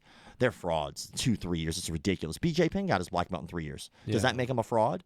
No, but he does jiu-jitsu. No. So now the argument isn't, okay, well, it's this time frame. Now the argument is that they just don't do what you do. So that means that particular argument is subjective. Yeah. So if it's subjective, get it out of here. Stop arguing about some subjective semantic BS that doesn't matter. All right, well, what about how much they charge? That school over there's a McDojo. They charge too much. To who? Yeah. They charge too much to who? Why do Lamborghinis still sell? Because there are people who could afford it. Yeah. So it's too expensive for you. It doesn't mean it's too expensive. It's just too expensive to you. And also maybe unfortunately, like, look, dude, this is something I struggle with, and I've had a conversation on a previous episode about this because I was a poor kid that couldn't afford martial arts, and I want martial arts to be affordable for everyone. I really do. You know, if you're listening locally and you're in like the Orlando area and you have connections at like a middle school or something, I would be more than willing to go and help create a program where, you know, I can teach middle school kids self-defense or learn how to feel more confident using Muay Thai or kickboxing or whatever. But segue, I have to pay my bills. Like, and I think sometimes that's one of those things where it's like, I feel bad about charging all the time because I hate that when I see someone come in and they're, you know, coming into martial arts and I see it having a positive effect in their life. Hey, I had a guy come in, I always say the story, that was drinking too much. And, you know, he's an adult and he came in and started training with us. And he's like, oh, I can't drink on the days I train because I feel horrible. Fair, you know, and now he's been sober for like 5 years. Like, and he doesn't train with me anymore, and he doesn't train at all anymore. Like he kind of fell out of love with it, but he's still sober. But I have people that come in that are successful for like 3, 4, 5 months, and I see it having a positive effect in their life, and then they can't afford it anymore, and we're kind of like collectively like, go fuck yourself, because you can't pay the bills anymore. So here's the thing. And that's a real problem. Here's the thing. This is, again, this is a part of that mentality I'm trying to change with people, especially in the industry. So I've been doing martial arts business consulting as a job, and I make more money off of that than McDojo Life. For sure. But I've been doing business consulting for schools for over a decade. And one thing that I've noticed is the worst schools, the worst, are usually the ones that charge the least. Because their mentality is so askewed that they think that by devaluing what they do, that they're somehow helping people. You're not. You really might think that. If you were going to run a nonprofit, sure, that's different. But if you're running a for-profit and you think by taking the value of what you do and dropping it to nothing and basically giving it away is going to help anyone, it's not. Like, for instance, I'll give you a couple examples. One, how many martial arts schools out there have like 4 or 5 employees who are not actually paid employees? Most. I'd say most, yeah. All right, so that means that you're not providing your employees with health insurance, I'm assuming. 100%. And that means you're not paying your employees their bills. 100%. And that means that you're not able to help them get gas. And that means you're not able to help them get food. And that means you're basically taking advantage of them for a service that now you've devalued. Yeah. Okay, well, rather than asking the question, how can I afford to pay them? You think, not saying you yourself, but I'm saying most gyms go, you know what? We can't afford to pay them, so let's take advantage of them, is literally what's being said. But somehow in our heads, we go, you know what? I can't afford a front desk person, so rather than figuring out how to model my business so I can afford it, I can't afford to provide better equipment for my students. I can't afford to buy a better space. I can afford to buy more advertising so I can get more students in my class. You know, like with $0, guess how many students you usually wind up getting in the door? Zero students. Yeah. So if I wind up making $5, now I have $5 I could pay for flyers. Well, now I might be able to get 1 student in the door. Well, I couldn't have done that without charging. Okay, well, how many seminars have you ever taken from the dude who lives in the cardboard box? None that I'm currently aware of. Why not? He's giving it away for free. Fair. But what happens is when we look at a product or a service, we wind up devaluing ourselves when we don't need to. It's a very sad thing. Like, for instance, I'll give you a question. All right. If you were going to open up a business, right, a martial arts school tomorrow, for-profit martial arts school, how many students would you start with once the doors open? Right off the bat, first month, you just opened up. How many students are you going to wind up? None, unless they came from somewhere else. I'll give you an answer. It should be at least 200. Okay. And here's why. Okay. The typical way of doing a martial arts school is I open the door, and then once I open the door, I then advertise, and then I hope that people show up. The old, if you build it, they will come. Mm-hmm. The real model of how to do it, which actually, by the way, does not devalue or take advantage of anybody because it doesn't talk about prices at all, is you're going to open up in, like, let's say April. Okay. So that means January probably is build-out time. That's when I'm in there. That whole entire month is dedicated to making sure my equipment is in and all that. During that time, that is also advertisement time. So you should be taking flyers or doing advertisements similar to LA Fitness or 24-Hour Fitness or anything something like that that has like a sign up now for your founder rate kind of deal. Or not even that. You can even do free trials if you wanted to, because again, we're not talking prices. We're just talking about straight up advertising. If you wanted to do free trials, you're more than welcome to do so. I don't do that because I get paid for my time. I don't know why anybody on the world, if I told you any job ever, if I was like, all right, you can work here, but every time you work on Mondays, I'm never paying you for Mondays, but you still have to work on Mondays, you would probably tell me to kiss my ass. Yeah, that's not going to work for me. Yeah, but you do it to ourselves in martial arts all the time because we do free trials. Yeah. You did all these hours of work for all these people. Like, if you really, like, if someone can afford it, they can afford it. If they can't, they can't. But when it comes down to, like, your advertisement, by the time you get to April, if January, February, and March was dedicated towards training your staff and getting people in the door, then by the time you open your door, every one of your classes in April should be full of trial members. Okay. You should not open the door at all from zero. Okay. So all of these people that come in, you just advertised. That has nothing to do with your payment. That has nothing to do with like cheap or expensive. That has to do with actual just like marketing. How would? Oh God, we could probably do like 3 hours on that. So essentially, you're doing some kind of data capture where you're getting like their information. Hey, this is our expected opening date, and signing people up in advance. Essentially. Well, you're just getting them in there for trial classes. So like, for instance, you had 3 months knowing that you were going to open up. So what most people do is they don't start advertising until after they open. You're signing people up for trial classes way before. Way before. Yeah, and then you're getting them in the door. Now, again, that has nothing to do with prices. That has nothing to do with it being too expensive. All that has to do is did you market? Yeah. And most martial artists don't do that because they don't think about it like that. But then if I were to tell them, like, look, you're devaluing what you do, and they go, no, I'm not. I'm providing a great service. What you're providing on the mat has absolutely nothing. I could literally do this. I promise you this. And anybody that wants to take me up on this challenge, I'm down. I could go into an empty building. I could take a shit on the floor, and I will sell that shit, that piece of shit, in a month. Do you think that's because often martial arts is not looked at as a legitimate business industry? Martial artists don't look at it as that way. Yeah. It's looked down. We don't even look at it that way. It's a problem. It's looked down upon to be successful. And I think what happens is in our own mind, we create this weird moral boundary of like, if I'm making money, then I've sold out, or if I'm making money, I'm a bad person. Like, no, if you're making money, what you do with that money will make you a good or bad person. What you're selling the person will make you a good or bad person. Like, if you're teaching a legitimate martial arts class and really helping people and you've told them exactly what they expect, there's nothing wrong with that. If you want to give out free classes, do that. If you want to start a non-for-profit, do that. But don't do that old adage BS that most people do to themselves where you go, you know, we only have 15 students, but we have like the best 15 students. I don't want to grow anymore. Yeah. Why are you charging? Why did you start a business? Teach them for free. Well, I have to pay my bills. No. What you did was you just wind up putting yourself in a position where you're trying to justify being terrible at business. Yeah. I have experienced that before where people will say to you stuff like, well, we're not trying to make money. Then why charge? You're not trying to make money because this is like instead of you admitting failure, you're using this red badge of courage of, oh, we're not trying to be successful here. How much money did you invest to not be successful? I don't understand.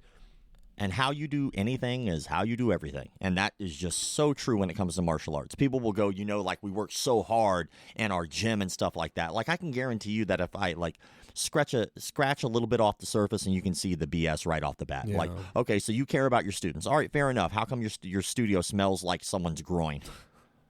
Like, you really cared about them, right? But you didn't care enough to clean the bathroom. Yeah. So now you have this dirty facility where people could catch these crazy infections, but you care. And I just don't understand why. It's like,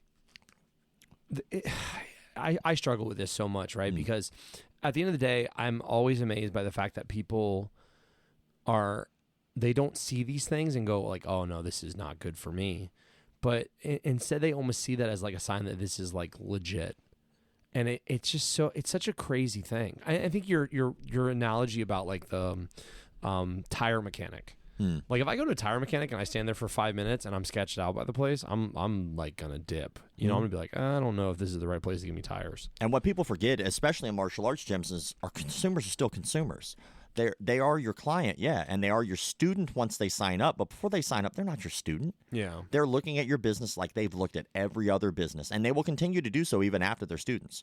They will look at things like when they walk into the bathroom. Is it dirty? They will make a judgment call off of that. They'll say, did the person call me back? Which most gyms don't. They'll say, when I walked in, was I greeted? And here's the trick, by the way, is they should be greeted within 3 seconds of them walking in the door. That should be the standard for any martial arts school. If you didn't greet them, there'll be people out there making excuses right now. I can just hear it in their heads. Well, what if I'm working out? Why did you schedule somebody for the time you're working out?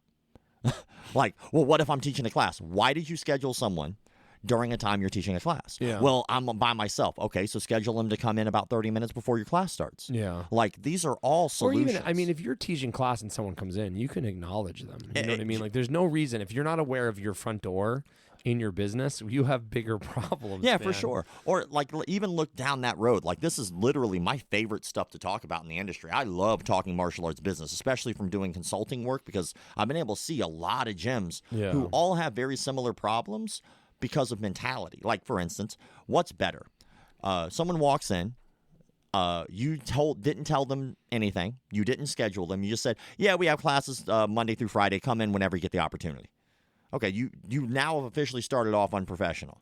because you left it all into their hands. Or you said, all right, well, we have classes available. It looks like I have an opening on Tuesday, March 32nd. Will that work for you? They go, yeah, actually, that does work for me. All right, cool. Let me get some information. I get you signed up. Oh, by the way, before you come into the class, I just want to get you prepared, okay? So a couple things. One, no shoes are allowed on the mat because we don't want to, we want to keep things sanitary. We don't want to get glass or mess up anything. But when you come in, also, we're going to have somebody greet you at the front door so that way you're not lost. They're going to go over how class works. They're going to go over class structure. They're going to find out why you're here. They're going to learn if you have any injuries. And then they're going to go ahead and show you a partner. That partner is going to be somebody who's been with us for a long time. Makes sense, yeah. And then, by the way, once you're done with that, we have a great first day special. I would suggest bringing a form of payment to take advantage of that. And you're mentally preparing them for exactly the experience that they should have. Exactly. Almost making a promise or a contract to what they should be experiencing. Well, because what happens is that it's their first day going into a violent, what they assume is going to be violent. In an environment that they probably know nothing about the culture. They think it's going to be hostile. Anything, yeah. And then, that's another whole 3-hour seminar is just community. But how someone feels when they walk in your door is a very important thing. And if they feel safe and they feel like they can be comfortable there, then they'll probably want to be there. No one watches season 4, episode 5 of a show that sucked ass on the pilot episode. Yeah. Right? So no one's going to want to be there week 3 if their very first experience was horrible. I also say that, I say this often, there's no learning in fear. If I'm training with someone and the whole time I'm like, this dude's going to hurt me, I'm no longer learning. That is a fantastic quote. You know what I mean? I can agree with that. There's no learning in fear. And I've said that a bunch, and I think sometimes one of my biggest pet peeves when I'm teaching is I'm slow down. There's no, if we're working on a slip, I need 2 things. If you're slipping my punch, 1, I need my partner to be throwing on target. Because if he's throwing a punch over my shoulder to start off with, I can't really learn. For sure. He has to be putting on target. But also, he has to be going at a pace that's slow enough that if I make a mistake and I get touched up, I'm not hurt. I'm oh, that, I got oh, that touched me. But I'm not my nose isn't broken. I'm not bleeding out of the mouth. Because the minute I'm afraid, I'm going to start making these big gregarious movements and I'm way over where I need to be and I can't learn, And that's I say that so often with my students, just slow down, on target. Hey, I need you to slow down. So I guess if you're listening at home, guys, what they say is true, dude. Technique, you have to learn your technique before you can learn speed. And if you have really solid technique, you could go pretty slow and still be fairly successful. For sure. I think almost a prime example of that is jiu-jitsu and the fact that when you're going with someone really well, they're not spazzing. They're not moving quickly. They're just slowly securing, slowly inch by inch, moving to where they need to be, using energy when they need to use it, not using energy when they don't. But I think that inherently people think that they're going to be really naturally good at fighting. And when they come in, they realize this is not, this is not a naturalistic style of I always liken it to how long did it take for an infant to learn how to walk? Why are you going to come in and you've never done martial arts before and think that you're going to be great at this thing? And you're saying 2 things, by the way, that completely correlate with the other conversation we were just having about business. The guy who comes in and thinks that he's going to be good at business. And, when we talked about the street fighter or, the guy who comes in, it's I'm from the streets. All right, cool. Have you ever trained before? Nah, man, but I'm good. I'm undefeated. Oh, so you had actual fights before. Well, everybody who's ever owned a gym has seen this guy. And then we all laugh at that guy, right? Yeah. But then martial arts instructors will know nothing about how to run the business. They know nothing about lead generation. They'll know nothing about retention rates. They'll know nothing about conversion rates. Any martial arts instructor who is running a successful martial arts business right now, if I asked you, what is your lead generation, what's your conversion rate, and what's your retention rate, they can tell me in their sleep. Right? Because those are numbers you have to have in order to grow your school. Yeah. But what happens is martial arts instructors don't think about business as technique. So they go, oh, man, I've been doing martial arts forever and my martial arts is good. Yeah. So I have, like I said, I teach martial arts and then I'm an exercise physiologist. And, one of the things that I like to do is I like to help educate people. So 2 weeks ago, I went and talked to an undergrad college class at UCF about what it is to become a personal trainer after graduating. And one of the first things I said is that you are a business professional first. You are a coach or a trainer or whatever title that you want to call yourself second after being a business professional. And I think in the personal training world especially, there's a lot of people that don't understand that, where they show up 5 minutes late for their client's time. It's like, hey, you're a business professional. Or they show up to train their client and they know exercise, but they don't have a plan for what that day is going to look like, so they're freelancing. And, same thing in martial arts, man. Like you have to be a business professional first, all those other hats that you might wear, none of those, you can't wear any of those hats if you can't keep the doors open. This is something that I ask people a lot. I'm like, why can't martial arts schools stay in business? Because it seems like such an easy model of, I provide a service and people pay for that service, and a lot of people want that service. But man, I know gyms go out of business left and right. It's wild to me. It's 100% ego.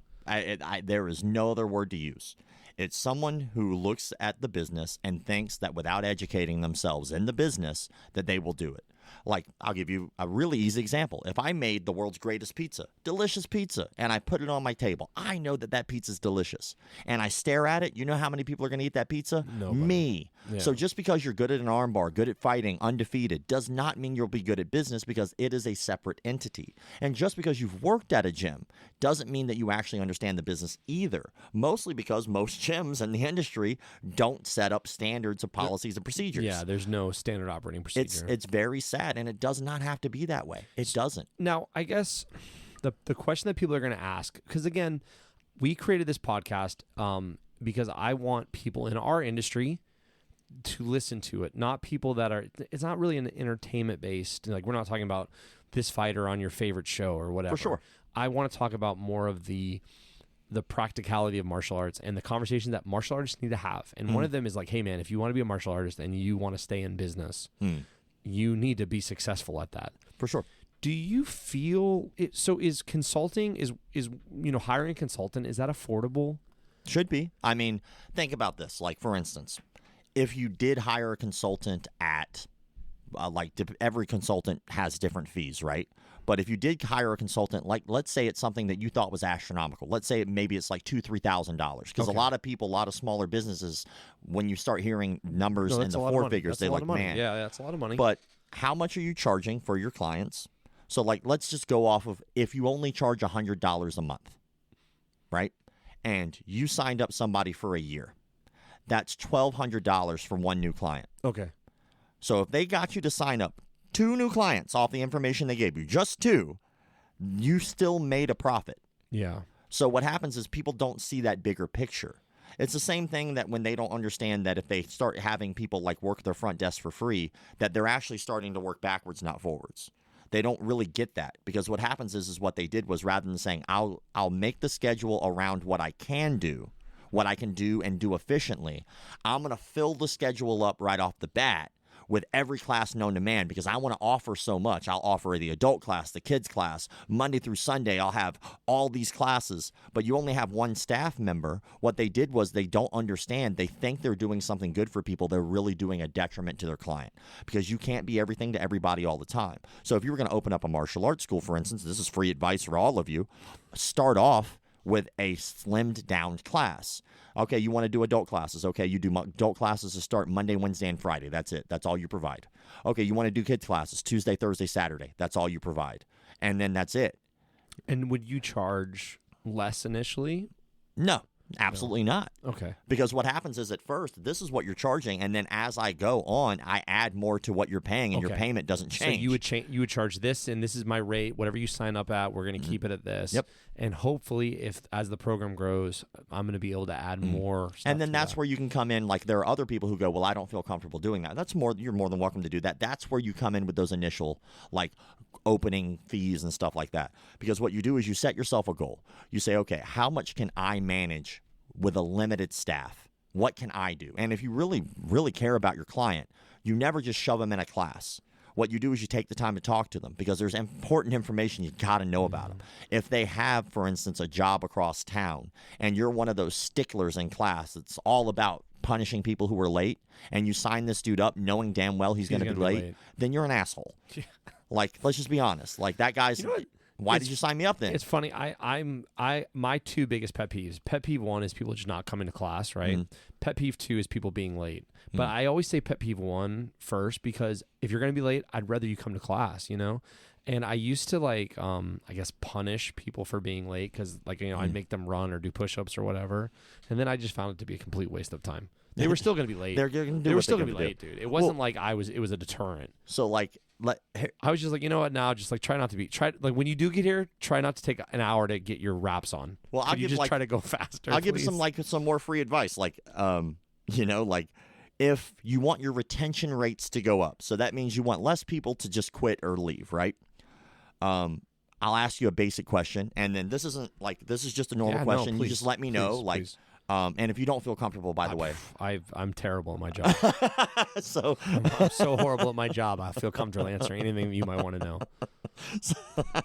Well, I was very honest of you. Yeah, I'm terrible at it. So if someone's late on payment, yeah, right. This is a question that a lot of people are going to have problems with, right? How do you handle it? Typically, we have a very large gym. We have a 13,000 square foot gym, right? And we have a significant number of. We're very lucky because we have a budget, so we have a staff, right? So typically, we will bill on the first of the month, like I think most gyms do, and then to the best of my knowledge, if that didn't go through, we will attempt to rebill them around the 7th. We won't communicate that or anything. It's just an automatic. It just automatically will try to rebill on the 7th. For sure. Sometime after the 7th, if they come in, whoever the front desk person is supposed to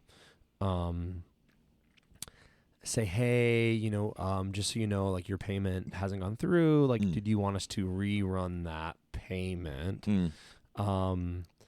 And we're pretty lax about that until about the 20th or the 20th, somewhere around the 20th, we start to be like, let's call them and kind of dial down where we're at on that, because we don't want them to get a second. Like, we don't want them to be 2 months in before, like, now they've been charged twice and they let's say they're, $300-$400 starting to accumulate.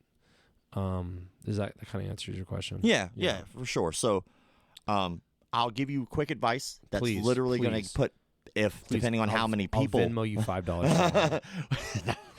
But I'll give you some quick advice here that's going to really change your retention rates, right? First, implement 246 calls. 246 calls are really basic. If somebody hasn't shown up in 2 weeks, call them. All right. Like, my business model for everything I do for consulting work is give a damn about your client.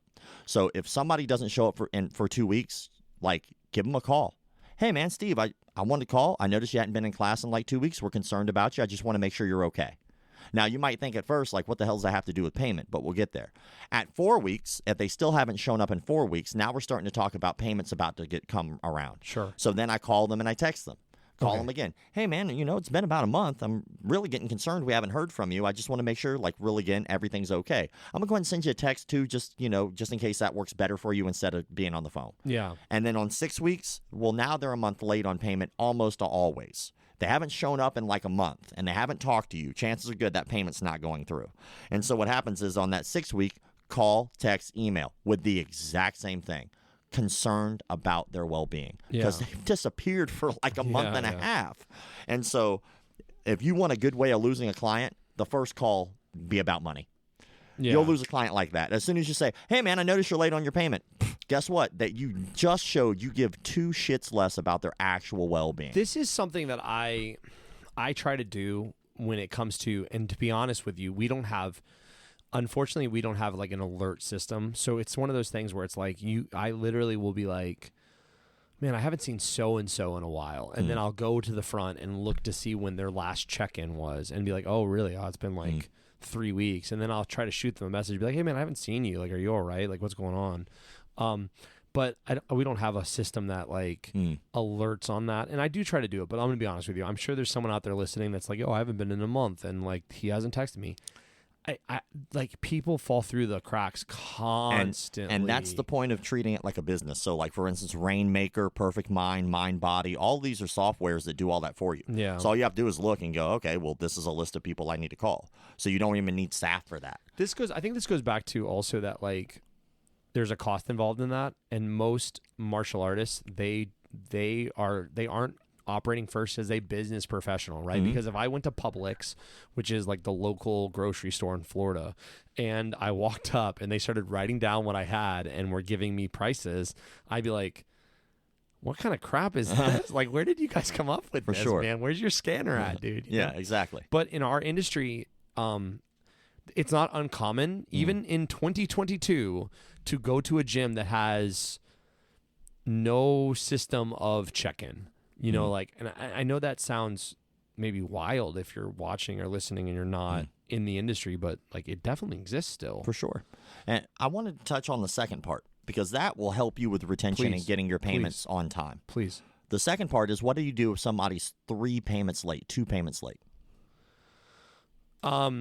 Usually we cancel their membership right off whatever it is. Send them an email saying, hey, just so you know, your membership's canceled and we've written off your whatever.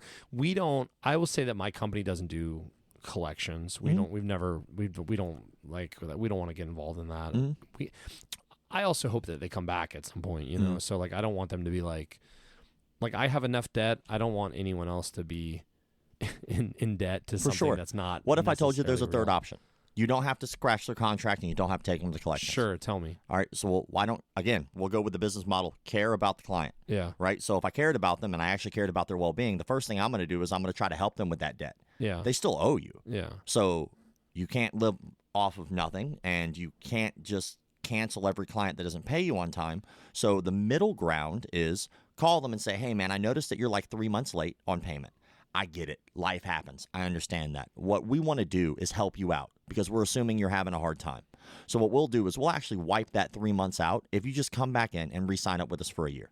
Or just give us a call and let us know what's going on, and we'll be willing to take care of it and help you out. Yeah. But going through and letting people know that you're willing to wipe off debt for them if they just come back for their goals, especially people like who have to have a gastric bypass and they need to lose 30 pounds. Those are people who are most likely going to have a hard time showing back up because they already had years of eating themselves to death, no exercise, and so that first couple months is going to be the hardest. But by you calling and saying, yo, man, I get it, things happen, life happens, we kind of want to help you get back on track with your goals. So what we'll do is we'll wipe that 3 months worth of payments that you owe us. Scratch. You don't owe us a dime, but we'll do that in exchange for you just coming back in, re-signing up with us for a year. Yeah. So you'll only owe us for your initial payment. We're not going to add any extra fees, nothing like that. And what happens is most of the time people, and obviously this is just one of those things that it's not going to happen every time for you, but imagine going from having 0 of that money to 1 month of that money, and now you got them back on track simply because you cared. Yeah. And so not everything in business has to be about the business. And I think that that's why people get strayed away from wanting any help or consulting work because they feel like it's going to be icky. Like nothing I said was hard selling. Nothing I said was icky. All I did was just say, give a damn about the client. And we want to do that as coaches. And so if we actually take the time to look at it from that bigger picture of like, not everything is about money. There's a reason they're not coming back. There's a reason they're not there. And we have to always put that on us. Why did my client not come back? And instead of assuming that they're not coming back because what a lot of schools do, which you're a dumbass if you do this, they go, oh, well, they're just too lazy. Yeah. Well, did you ever call them to see if they're okay? Did you ever call them to check in if they might have found out that their wife has cancer? Did you ever think that maybe they found out they have a debilitating disease? Did you ever call them to check to see if maybe someone died in their family? No, because you're too busy thinking about I. They're not tough enough for us. We're too good. We are too hard. No, they're people. You know, and so I think that when you start really treating it like a people business and really start to give a damn about the client first and start to look at it like, what did I do and how can I fix this? Then what happens is you stop blaming other people for them not showing up. Yeah. And then you wind up making more money. As a matter of fact, those ideas right there should improve your retention rate by at least 15-20%. Very cool. Very cool. All right, I think we've been talking for quite a while. I think we'll start to wrap it up. Was there anything else that you wanted to?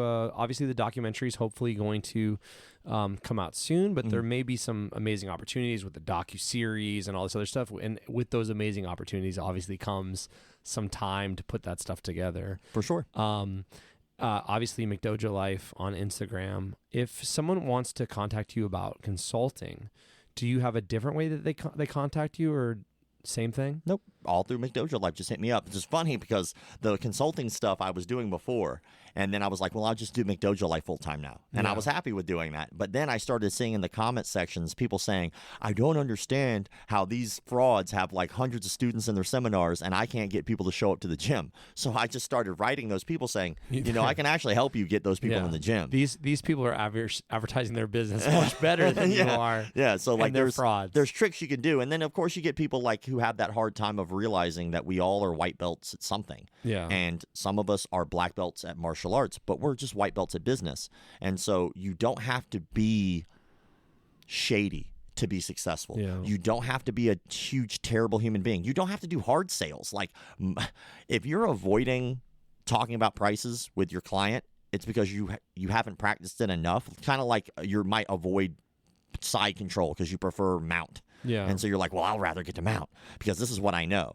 Well, that just makes you still terrible at side control. You have to put yourself in those situations to get better at them. And if you're worried about saying something about pricing with your client, think about why that is. Yeah. Because most likely what happens is you come off as really shady. Yeah. So like if someone calls you and you're like, yeah, just come on in. And they go, well, what's the price? And you don't have a problem saying, oh, well, the price is this, or you can even say something like, well, we have prices vary, but when you come in, we'd be happy to talk with you about that. So I think what happened is that when it comes to my personal training business, my prices are listed on my website. Like you can literally see this is what I charge. If you want one session, if you want to buy a package, this is what it costs. If you and your buddy want to work out, this is what it costs. A little bit different. I think that a lot of the literature that was produced maybe 20 years ago in our industry, in the martial arts industry, was like you got to get them in the door before you talk prices. I hate that. I tell people all the time, like we have prices that start at $99 a month, depending on what you're looking for. And then, go from there. Or, I want to do unlimited whatever. Okay, well, this is what we charge for unlimited, But I think that is also a matter of like maybe people that have the wrong information. For sure. Or they don't really know. Again, maybe they read something and it wasn't a great source, But Rob, man, I appreciate you so much for coming out, dude. I know it was kind of a drive, like... but I feel like I'm very selfish, and I feel like I could keep you here for like 5 hours and I could just drain, like give me everything you have. I just talk shop, man. So I'd be down. Maybe we could do another episode coming up in the future. For sure. And we could I'd be talk happy. more about consulting, or if you're a listener and you have some ideas or questions, maybe we could do like an Ask Me Anything in the future where we do this again. That would be super, super awesome. I'd be happy to. Anything, man. I love talking shop. And I told you before, I'll do anybody's show that has ever asked me to do it. I answer every direct message I ever get. And when it comes to like trying to interact with people who want to interact with me, I don't think I'm that important. So like if someone tries to contact me or wants to interact with me, I'm quite happy to do so. No, I can only say my personal experience was that I messaged you on Instagram. I was like, hey man, do you want to do my podcast? And you were like, yes, I will do that. And I was like, okay, man, super easy. Like that was super awesome. And I'm definitely not known by anybody outside of probably Orlando. But hey, man, thank you so much, guys. Please like, comment, subscribe, share on social media. It helps more than you could ever imagine. And give us a follow. Bye, guys.